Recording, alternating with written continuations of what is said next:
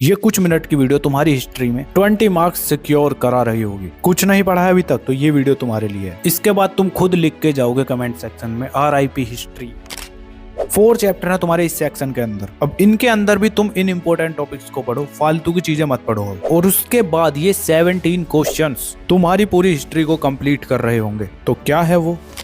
So hi everyone, this is Mukul Bharadwaj और आज की वीडियो में हम क्लास 10 सोशल साइंस के हिस्ट्री का दी एंड कर रहे होंगे। मैं तुम्हें बस ये 17 क्वेश्चन दूंगा, इन्हें कर लो, तुम्हारी पूरी हिस्ट्री खत्म। तो पहले तुम्हें मोस्ट इंपोर्टेंट टॉपिक्स बताऊंगा, उसके बाद फिर मोस्ट इंपोर्टेंट क्वेश्चंस। तो स्टार्टिंग करते हैं अपने फर्स्ट चैप्टर से, the rise of nationalism in Europe. तो यार इस चैप्टर के अंदर सबसे पहले तुम्हें जो करना है the French revolution and the idea of the nation. ये टॉपिक तुम्हारा इंपॉर्टेंट है। इसके बाद सेकंड टॉपिक है तुम्हारा unification of Germany and Italy. ये वाला टॉपिक तो तुम्हारा इतना ज्यादा इंपॉर्टेंट है, अगर तुमने ये स्किप कर दिया तो तुमने पूरा चैप्टर ही स्किप कर दिया, समझे? ऐसा क्यों भी आगे बताऊंगा। इसके बाद थर्ड टॉपिक है तुम्हारा role of Otto von Bismarck and Giuseppe Mazzini. ये टॉपिक भी तुम्हारा अच्छे से होना चाहिए। इसके बाद फोर्थ टॉपिक है नेशनलिज्म एंड इम्पेरियलिज्म। ठीक है, इससे तुम्हारे असर्शन एंड रीजन वाले क्वेश्चंस ज्यादा आते हैं, तो इसको भी गलती से स्किप मत कर देना। ठीक है, इसके बाद आता है तुम्हारा विजुअलाइजेशन द नेशन। ठीक, तो ये चैप्टर यार तुम्हारा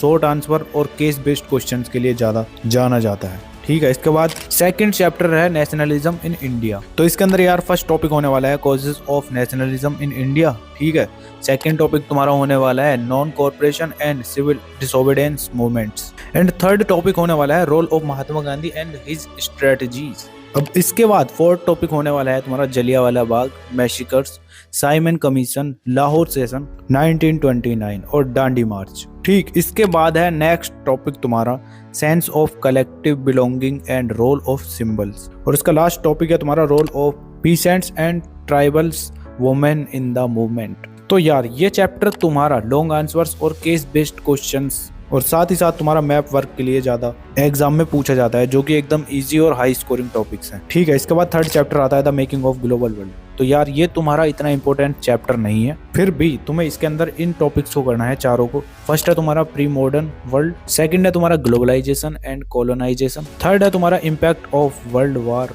on global economy and fourth है great depression and its effect on Indian economy. ठीक है, इसके बाद फिफ्थ चैप्टर आता है तुम्हारा print culture and modern world. तो यार इसके मोस्ट इंपॉर्टेंट टॉपिक्स तुम्हारे ये होने वाले हैं, जिसमें तुम innovation of printing press and its impact in Europe. ठीक, सेकेंड टॉपिक तुम कर रहे होगे the print revolution and spread of ideas and third topic तुम करोगे effect of print in India. Fourth topic तुम कर रहे होगे प्रिंट एंड नेशनलिज्म। जब वो हो जाता है तो लास्ट टॉपिक तुम करोगे religion debates and women education and censorship. तो इस चैप्टर से यार तुम्हारे MCQ and short answer type questions ज्यादा आते हैं। अब तुम्हें ये चैप्टर करने कैसे हैं तो इस वाली वीडियो को जाके देख लेना, डिटेल में बताया हुआ है। ठीक है, अब तुम्हारे आते हैं मोस्ट इंपोर्टेंट क्वेश्चन। तो यार स्टार्टिंग करते हैं अपने फर्स्ट चैप्टर से। इसके अंदर तुम्हारा मोस्ट इंपॉर्टेंट लॉन्ग क्वेश्चन होने वाला है explain the process of unification of Germany. ये तुम्हारा इतना इंपॉर्टेंट है कि तुम्हारे बोर्ड एग्जाम में डायरेक्ट में मिल सकता है। ठीक, तो इसका मैंने सिंपली तुम्हें आंसर दिया हुआ है एकदम इजी स्टेप्स में। 4 पॉइंट है, चारों को लिखना है। फर्स्ट पॉइंट है तुम्हारा बिफोर यूनिफिकेशन, सेकेंड पॉइंट है war for unification, third point है proclamation of Germany and fourth point है role of Otto von Bismarck. ठीक है, और लास्ट तुम्हारा कंक्लूजन हो ही जाता है। तो इस तरह से तुम इसका आंसर लिख रहे होगे। इसके बाद सेकंड क्वेश्चन है तुम्हारा explain the role of Giuseppe Mazzini in the unification of Italy. तो यार ये भी तुम्हारा बहुत ही ज़्यादा इंपॉर्टेंट क्वेश्चन। ठीक, ये भी तुम्हारे एग्जाम में डायरेक्ट मिल सकता है। अब इसका आंसर भी तुम कुछ इस तरह से लिखोगे। सबसे पहले तुम उसके कॉन्ट्रीब्यूशन लिखोगे, जिसमें तुम फर्स्ट लिखोगे फाउंडेड सीक्रेट सोसाइटी। ठीक है, सेकंड लिखोगे तुम अगेंस्ट मोनार्की और थर्ड लिखोगे इंस्पायरिंग नेशनलिज्म। फोर्थ पॉइंट तुम लिख रहे होगे फेल्ड रेवोल्यूशन। ठीक, जब इतनी बात कर लेते हो तो फिर उसके बाद तुम लिखोगे कंक्लूजन। इस तरह से तुम्हारा सेकंड क्वेश्चन भी कंप्लीट हो जाता है। अब इसके बाद आता है तुम्हारा third question describe the condition of France under Napoleon Bonaparte. ठीक है, इसका आंसर भी तुम कुछ इस तरह से लिखोगे एकदम इजी वर्ड में। ये भी तुम्हारा बहुत ही ज़्यादा इंपॉर्टेंट क्वेश्चन है। अब इसका आंसर में तुम सबसे पहले लिखोगे positive impact of Napoleon's rule. ठीक, जिसके अंदर तुम फर्स्ट पॉइंट लिखोगे इंट्रोडक्शन ऑफ नेपोलियनिक कोड 1804। ठीक है, उसके बाद तुम लिखोगे इम्प्रूवमेंट इन एडमिनिस्ट्रेशन। ठीक, इसके बाद थर्ड पॉइंट लिखोगे तुम स्पिरिट ऑफ नेशनलिज्म। जब वो हो जाता है पूरा तो उसके बाद तुम लिखोगे negative impact of Napoleon's rule. ठीक, इसके अंदर तुम लॉस ऑफ फ्रीडम लिखोगे, सेकंड पॉइंट लिखोगे वार एंड डिफीट, और उसके बाद तुम कंक्लूजन कर दोगे पूरा। ठीक है, इसके बाद आता है तुम्हारा fourth question, what are the causes and result of the French revolution of 1789। ये भी तुम्हारा बहुत ही ज्यादा इंपॉर्टेंट लॉन्ग क्वेश्चन है। अब इसका आंसर तुम कुछ इस तरह से लिख रहे होगे। सबसे पहले तुम फ्रेंच रेवोल्यूशन के कॉजेज लिखोगे, जिसके अंदर तुम पॉइंट 1 में लिखोगे सोशल इनइक्वालिटी, पॉइंट 2 में लिखोगे तुम इकोनॉमिक क्राइसिस, पॉइंट 3 में लिखोगे तुम वीक मोनार्की, पॉइंट 4 में तुम लिखोगे स्प्रेड ऑफ न्यू आइडियाज। इसके बाद फिर तुम इसके रिजल्ट लिखोगे। रिजल्ट में तुम सबसे पहले लिखोगे पॉइंट में ऑफ मोनार्की, सेकंड पॉइंट में तुम लिखोगे राइज ऑफ नेशनलिज्म, पॉइंट में तुम लिखोगे डिक्लेरेशन ऑफ राइट्स, और फिर कंक्लूजन करके पूरा आंसर तुम्हारा दी एंड हो जाता है। ठीक, अब इस चैप्टर का फिफ्थ क्वेश्चन तुम्हारा जो कि सबसे ज्यादा इंपॉर्टेंट है होने वाला है, what was the impact of the treaty of vena 1815 on Europe. इसका आंसर तुम कुछ इस तरह से लिख रहे होगे इजी वर्ड्स में, जिसमें तुम सबसे पहले लिखोगे main provision of the treaty. इसके अंदर तुम 4 पॉइंट लिखोगे। फर्स्ट पॉइंट होने वाला है restoration of monarchy, second point लिखोगे रीऑर्गेनाइजेशन ऑफ यूरोप। ठीक है, थर्ड पॉइंट तुम लिख रहे होगे फॉर्मेशन ऑफ जर्मनी कॉन्फेडरेशन। ठीक है, फोर्थ पॉइंट तुम लिखोगे सुप्रेशन ऑफ नेशनलिज्म। जब ये कर लेते हो इसके बाद तुम लिखोगे इम्पैक्ट ऑफ ट्रीटी। तो इसमें भी तुम ये 2 पॉइंट लिख रहे होगे, राइज ऑफ नेशनलिज्म, और सेकंड लिखोगे तुम फेलियर ऑफ मोनार्कीज। ठीक, उसके बाद कंक्लूजन लिख के आंसर को तुम खत्म कर दोगे। तो ये तुम्हारे फर्स्ट चैप्टर के 5 मोस्ट इंपोर्टेंट क्वेश्चंस थे। तुम्हारा second chapter nationalism in India, तो यार इसका सबसे मोस्ट इंपोर्टेंट क्वेश्चन तुम्हारा ये होने वाला है, explain the causes of the non corporation movement. ठीक, तो इसका तुम सिंपली आंसर इस तरह से लिख रहे होगे। सबसे पहले तुम लिखोगे राउल्ट एक्ट। ठीक, उसके बाद तुम जलियांवाला बाग वाला जो एक्ट हुआ था उसको लिखोगे। उसके बाद फिर तुम लिखोगे खिलाफत मूवमेंट। जब वो हो जाता है तो उसके बाद फोर्थ पॉइंट तुम लिख रहे होगे इकोनॉमिक हार्डशिप्स, एंड उसके बाद फिफ्थ पॉइंट लिखोगे गांधीज लीडरशिप। ठीक, इतना लिखने के बाद तुम कंक्लूजन को लिख के आंसर को फुल स्टॉप कर रहे होगे। ठीक है, इसके बाद तुम्हारा सेकंड क्वेश्चन है जो कि सबसे ज्यादा इंपॉर्टेंट है, describe the method used in the civil disobedience movement.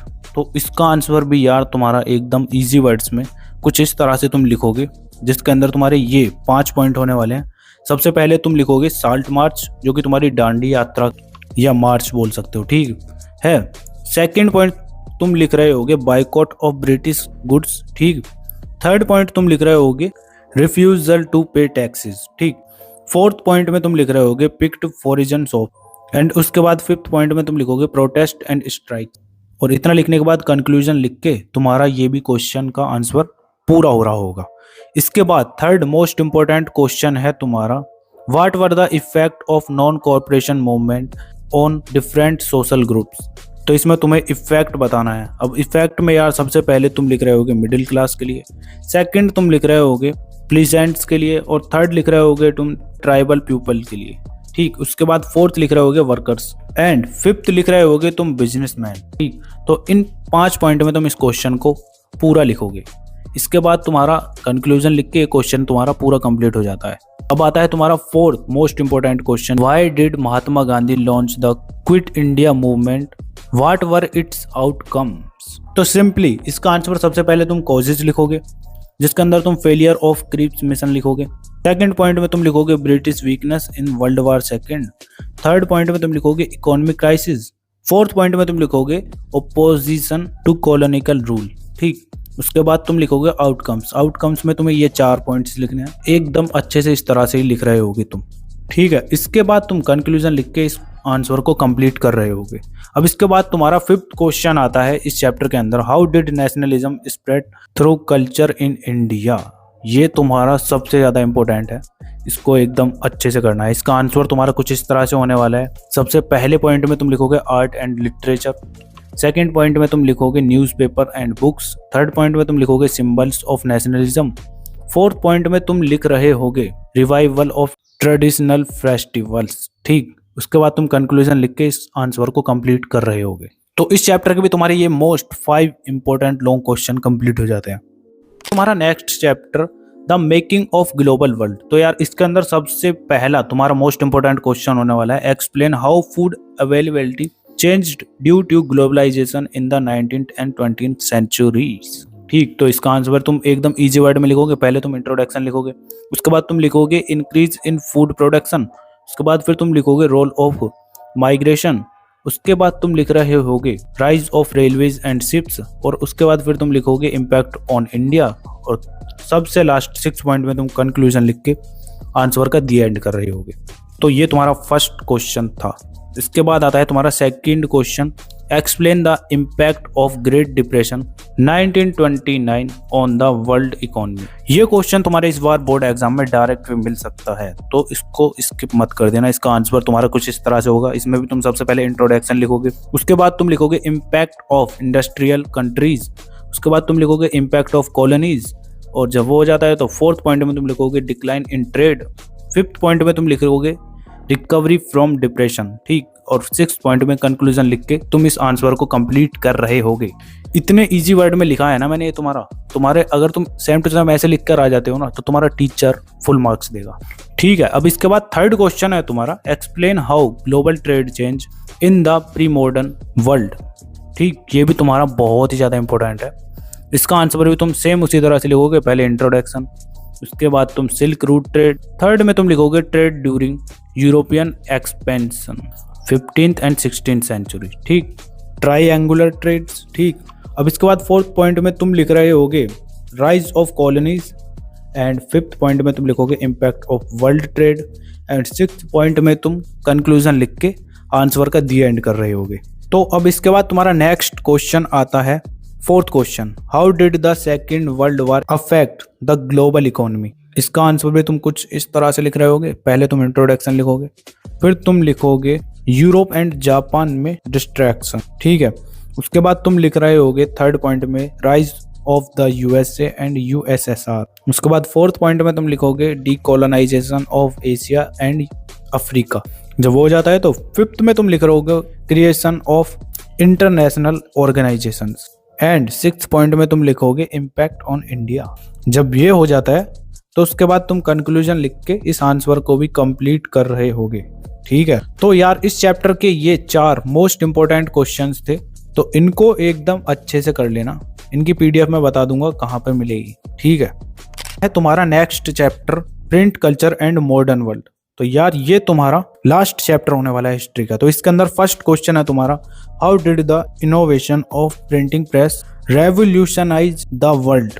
ये तुम्हारा बहुत ही ज्यादा इंपॉर्टेंट क्वेश्चन है, तुम्हारे एग्जाम में इस बार आ सकता है। ठीक है, इसका आंसर तुम कुछ इस तरह से लिखोगे। सबसे पहले पॉइंट में तुम लिख रहे होगे spread of knowledge, second point में तुम लिखोगे increase in literacy, third point में तुम लिख रहे होगे growth of new ideas and reformation, 4th point में तुम लिख रहे होगे development of newspaper and public opinion, and 5th point में तुम लिख रहे होगे impact on society and politics, और उसके बाद कंक्लूजन लिख के आंसर का दी एंड कर रहे होगे। तो मोस्ट इंपॉर्टेंट था, इसको अच्छे से रेडी कर लेना। ठीक है, इसके बाद सेकंड क्वेश्चन आता है तुम्हारा, how did print culture influence the Indian freedom struggle. तो यार इसका आंसर तुम एकदम इजी वर्ड में इस तरह से लिख रहे होगे।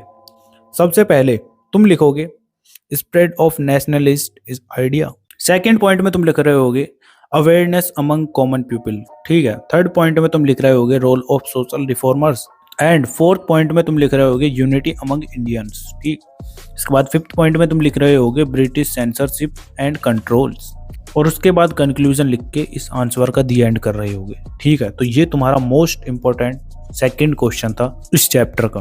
ठीक है, इसके बाद आता है third question, how did print culture lead to social reforms in India.